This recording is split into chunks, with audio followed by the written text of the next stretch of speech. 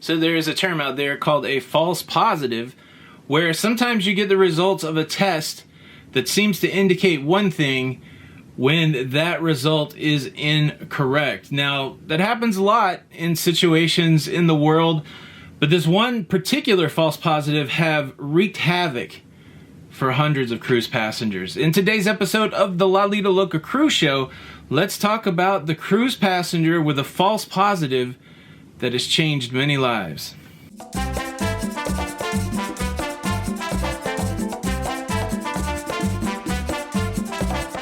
Hey, what's up everybody? Welcome back to the Lido Loca Cruise Show.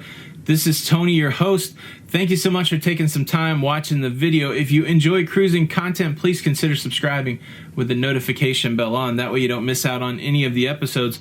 Well, it's a story that is well known. A Holland America cruise ship set adrift, unable to dock anywhere in the world, turned away by multiple ports because of a fear of illness.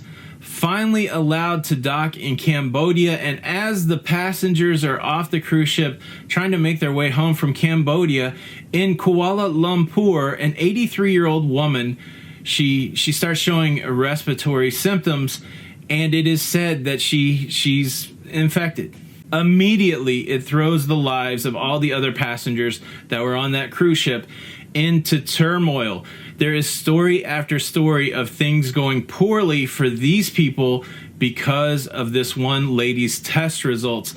Stories like you heard about the comedian that slipped out of the little quarantine area and made his way back home because he felt like he was fine. He felt like this didn't apply to him. Nobody had been in trouble on that cruise the whole way, and making his way back and catching a lot of grief, as a matter of fact, for that decision.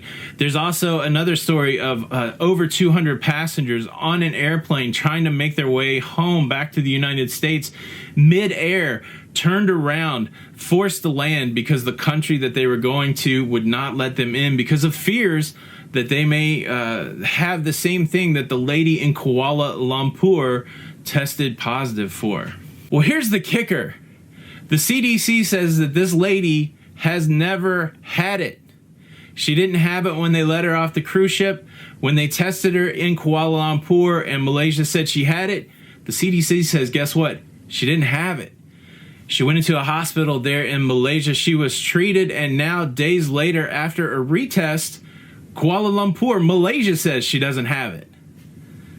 So it has been a week of havoc for everybody that was associated with that cruise ship based on this lady's false positive.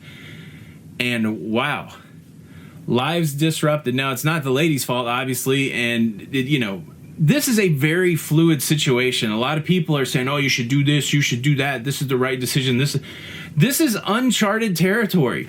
There are procedures, there are what-ifs, there are protocols in place that health organizations follow when these kind of things happen. But until the rubber hits the road, until it's actually the real deal, you don't really know what's going to happen. And we've seen time and time again, from the Princess cruise ship that had trouble, now to this Holland America cruise ship that had trouble. Decisions were made that weren't always the best decision, but maybe the best decision the people at the time thought they were making. It's very fluid. Now, fortunately, as more time goes on and we can learn from these mistakes, hopefully this turns into a better situation. But yeah, a false positive.